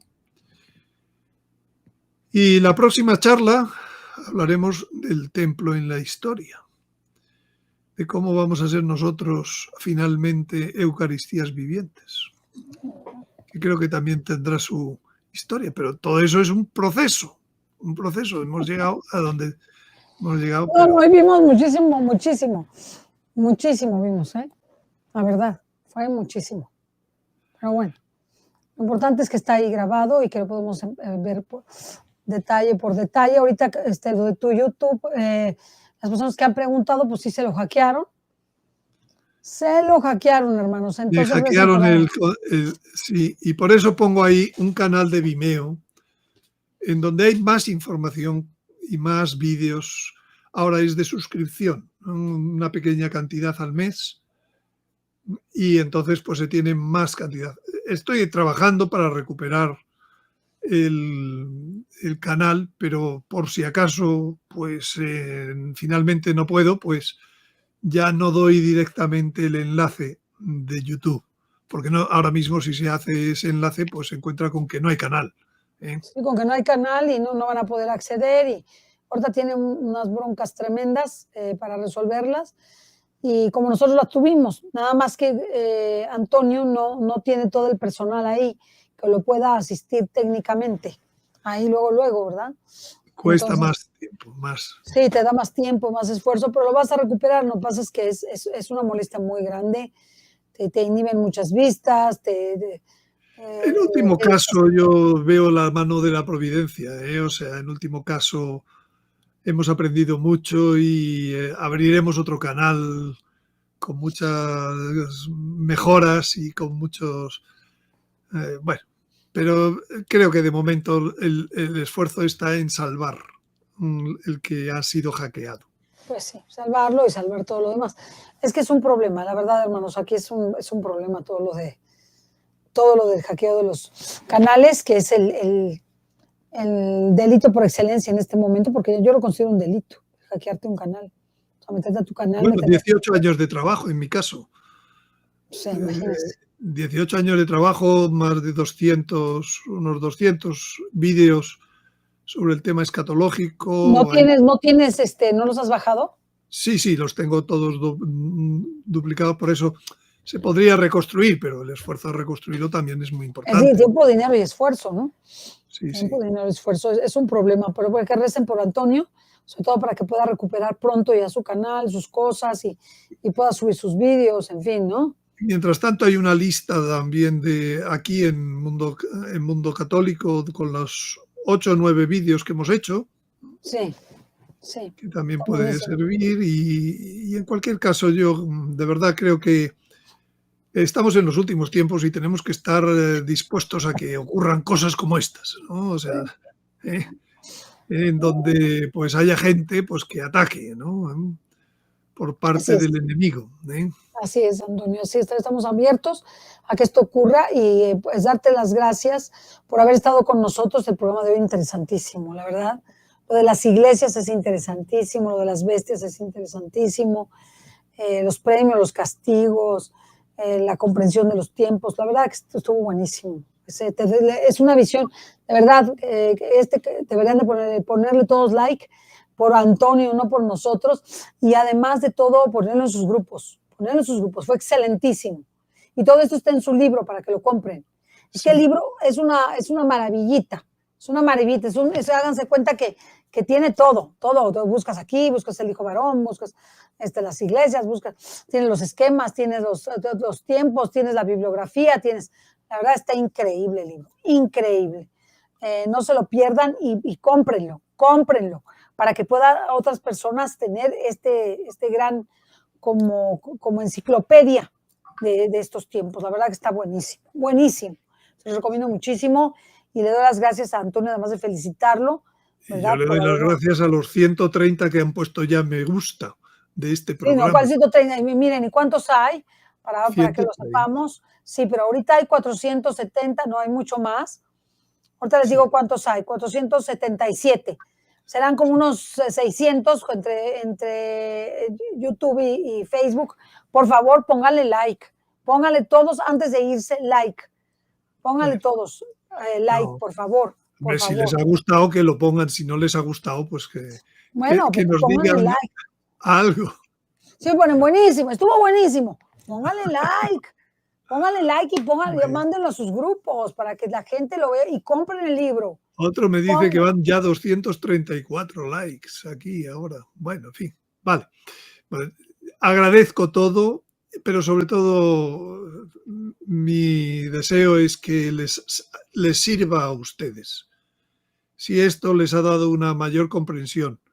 Entiendo que les he dado mucha información en muy poco tiempo. Por tanto, a lo mejor es necesario que lo revuelvan a ver este vídeo, pues para centrarse en esas 4 grandes profecías, en cómo se unen unas cosas con otras, pero pienso que no muchas personas hablan con tanto resumen y tanto partido, especialmente de la Sagrada Escritura, ¿no? Estuvo bueno. Y, Es que de verdad es que somos muy ignorantes. y Yo por creo que escrito, contigo hay que leer más, leer más. Yo recomendaría leer el Apocalipsis, aunque no le entiendas nada, sí léetelo, porque te va ayudando. Te va ayudando a entender las 7 iglesias, todo lo que son las 7 copas, los 7 ais, todo eso te ayuda, porque sabes que existen, ¿no? Te ayuda mucho para ver los tiempos, para entender la mentalidad de ese tiempo, para ver los premios y castigos. A mí me ha encantado, me encanta el Apocalipsis. Luego leer al profeta Daniel, que es muy importante. Si queremos leer Ezequiel, también es muy, muy bueno. Entonces, poquito a todos. poquito, poco a poquito, leer, leer, leer. Claro que no entiendes nada. Yo a veces no entiendo nada, digo, bueno, pues me quedé en las mismas, ¿no? Pero por lo menos ya sé que existe. Sé que existe y entonces oigo algo y ya empiezo a entender un poco más. Entonces, sí es muy importante. Todo esto está hecho para que ustedes aprendan. O sea, si Antonio quiso venir aquí y lo convencieron muchas personas lindas que nos aprecian mucho, yo le agradezco muchísimo a todas esas personas. Era para formarlos a todos ustedes, formarlos, para que entonces entiendan un poquito más de escatología. Es muy importante que entendamos esto, muy importante. Entonces, para que valoren los programas, los repartan, los bajen, los estudien, compren el Para que vean libro. es algo más que el último mensaje, que el último, Sí, es que eh, tiene mucho más esto. que la última aparición, no, todo esto es un plan de milenios de Dios que nos ha ido formando y que ahora es el momento en donde podemos interpretarlo mejor, como he dicho antes. O sea, pues ha habido santos y venerables que nos dieron pautas, pero tal como estaban hace 3 siglos, pues llegaron hasta donde pudieron. Hoy se ven esas cosas sin que seamos ni santos ni venerables. Pues, vemos más lejos, como decía Castellani, ¿te acuerdas? Sí. Decía, somos enanos, pero nos subimos sobre las espaldas de los que nos precedieron y entonces alcanzamos a ver más lejos. Sí, es gigante. Me imagino, Antonio, todo lo que ha escrito, todo lo que ha estudiado, te echas su libro y ya dices, oh, es como, de verdad, es un gozo, es un gozo. Yo creo que debemos valorarlo muchísimo. Rezamos mucho por Antonio para que recobre su canal, sus videos, sus cosas. Es que da mucho coraje que te pase esto, sobre todo porque es como una impotencia, ¿no? No puedes hacer nada, te quitan todo, te quitan el canal, te quitan el correo, te quitan los videos, se meten ahí unos individuos extraños. O sea, dan un coraje horrible. Le quitan las donaciones. Te quitan las donaciones, te retrasan tus visualizaciones. A nosotros que nos hicieron el hackeo y que mis muchachos lo rescataron de inmediato, pero la verdad es que fue un sufrimiento esa mañana. Teníamos 95 millones de visualizaciones, 95 millones de minutos visualizados. Por arte de magia teníamos 60, porque todo lo que nos bajaron todos los videos, entonces 60 millones. Para volverme a recuperar me he tardado 5 o 4 meses. Y aún así no recupero las visualizaciones, no recupero lo que pierdes, porque si un video tiene 230 visitas, no es lo mismo que si tiene 1 millón de visitas. Cuando tú ves 1 millón de visitas en ese video, lo ves. Dices, ah, caray, tiene 1 millón, debe estar bueno, debe estar bueno. Pues todo eso nos lo quitaron. Entonces perdimos muchísimas visitas, perdimos videos que no sabemos ni dónde están, que estamos ahí jalándonos a ver dónde se quedaron. En fin, es de verdad un caos, o sea, te da la cabeza en vueltas de todo lo que te hicieron. Entonces, vamos a pedir mucho por Antonio para que le rescate todas sus cosas, aunque esto le va a causar un mal, pero también aquí le va a causar, porque aquí está sosteniéndose y métase a su canal de Vimeo, ¿verdad? Que tiene todos los videos, ¿verdad? Y es una gran maldad, es una gran maldad, es una gran maldad que te hagan eso, claro, es un delito. Un delito, se meten a tus cuentas, a tu correo te lo vulneran, te quitan, te pueden hackear tu cuenta de banco. O sea, nada más es esto, nada más es esto, ¿no? Aquí que nos dice Gus que saquemos el factor de autenticación 2FA. Yo no sé ni qué es eso, Gus. Y si pueden, consigan una YubiKey para mayor seguridad. Es lo que me han hecho, exactamente. O sea, se acabaron con mi... No sé cómo han bypaseado el sistema de doble verificación, que ya está muy extendido, y me obligaban a poner una USB key, que por supuesto yo no había puesto nunca. Y entonces no puedo porque no tengo el acceso a la doble verificación de la cuenta Gmail. En fin, se aprenden muchas cosas también de estas ocasiones. Entonces, pues hay que hacer oración por él. Vamos a una Ave María por Antonio, que el Señor lo ayude y lo proteja y pueda salir adelante. Yo creo que es tan importante lo que él nos dice que por eso le pasó lo que pasó. Es que le da mucho coraje al chanclas. Claro.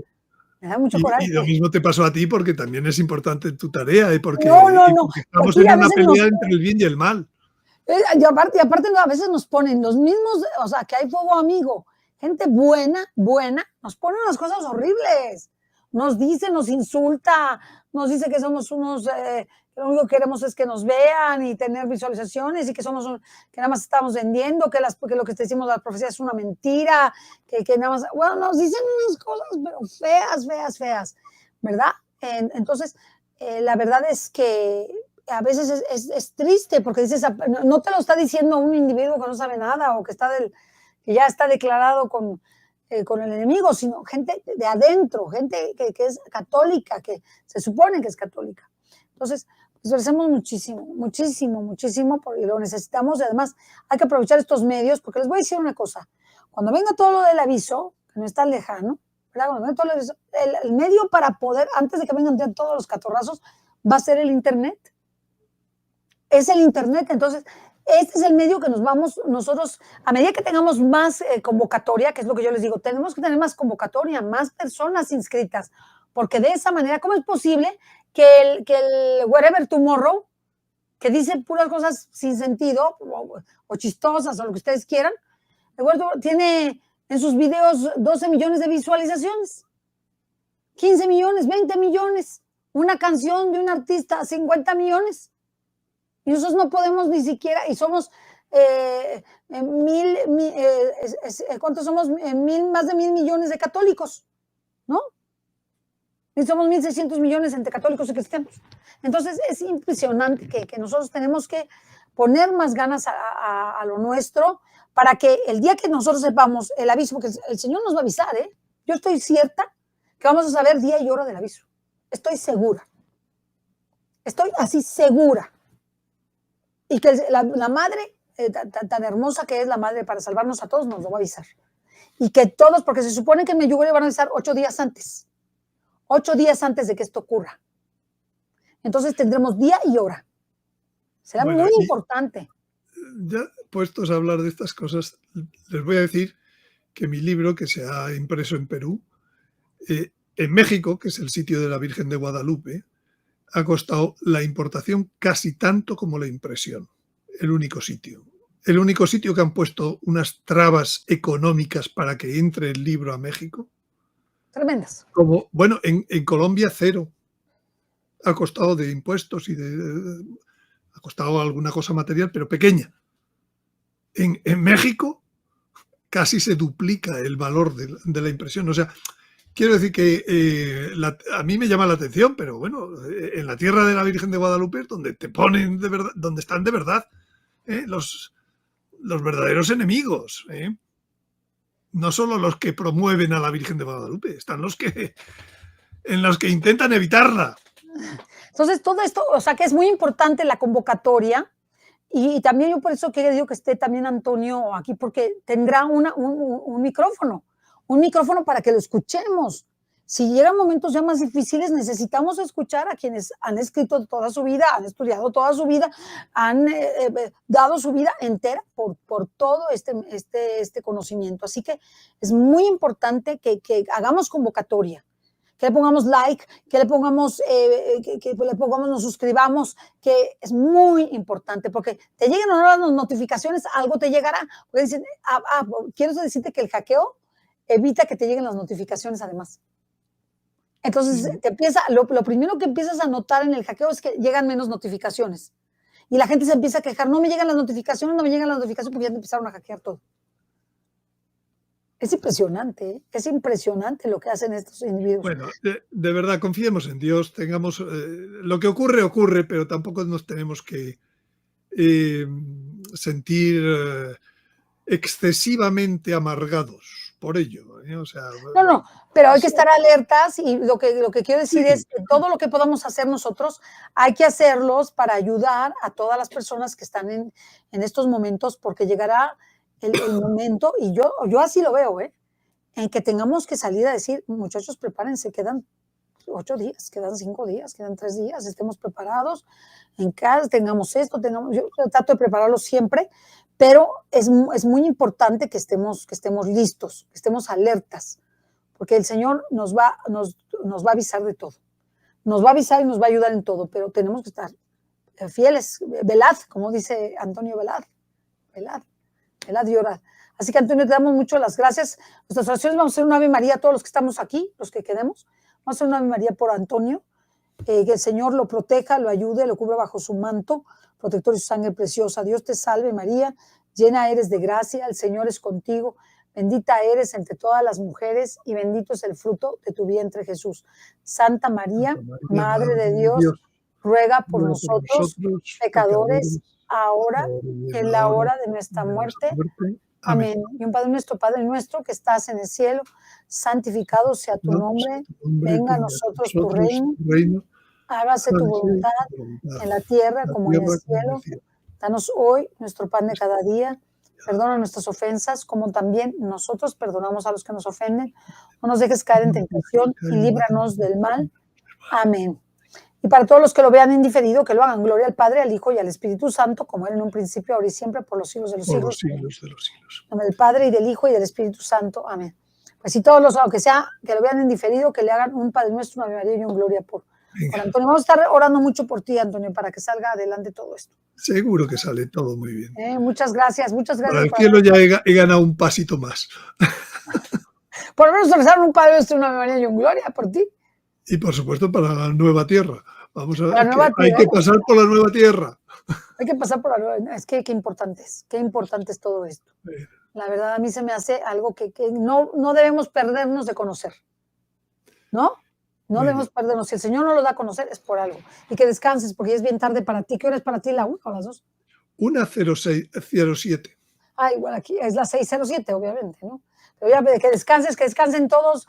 Vamos a estar a las 7 con Pablo Vivas, no se lo pierdan. Gracias. Muy bueno también. Hasta la próxima. Bye. Hasta luego, Antonio. Bye.